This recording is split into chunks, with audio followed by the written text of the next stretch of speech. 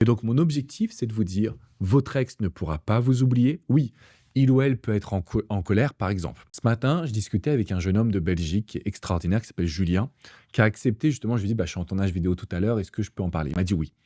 En gros, Julien, il a été dans une relation avec cette femme, avec qui ils ont été ensemble pendant 5 ans. Relation, ils sont plutôt jeunes tous les 2. Ils ont eu leur premier appartement ensemble et il me dit: «Mais je comprends pas parce qu'aujourd'hui, en fait, mon ex, elle est tout le temps en colère, elle est tout le temps énervée, elle est tout le temps, en train de me reprocher des choses qui n'ont ni queue ni tête». Et comme il répond, comme il essaye d'avoir raison, comme il essaye de transmettre sa version des faits, bah, en fait, ils sont dans un clash des titans, quoi. C'est tous les 2, ils sont en train de se fighter pour savoir qui a raison. Et ce que je lui dis, c'est: «Observe que finalement, la seule chose qu'elle veut, c'est que tu répondes. La seule chose qu'elle veut, c'est ton attention». Qu'est-ce qui se passe quand on la prive d'attention? Il y a eu un blanc comme là sur la vidéo. Pourquoi? Parce qu'il y a pas de réponse encore, on ne l'a pas fait.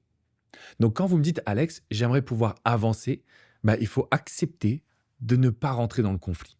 Il faut accepter de ne pas rentrer dans les discussions qui sont longues, où on essaie d'avoir raison, parce que ça ne va pas nous aider. Au contraire, ce que l'on va maîtriser, ce que l'on va mettre en place ensemble, c'est une capacité justement à percer les émotions négatives pour arriver aux sentiments. Et donc les émotions négatives, si on ne les entretient pas, eh bien ce lien invisible va réamener une relation beaucoup plus sereine entre vous. On n'essaie pas d'avoir raison, on ne répond pas aux attaques, on communique sur la positivité, mais attention, on va pas non plus être super positif.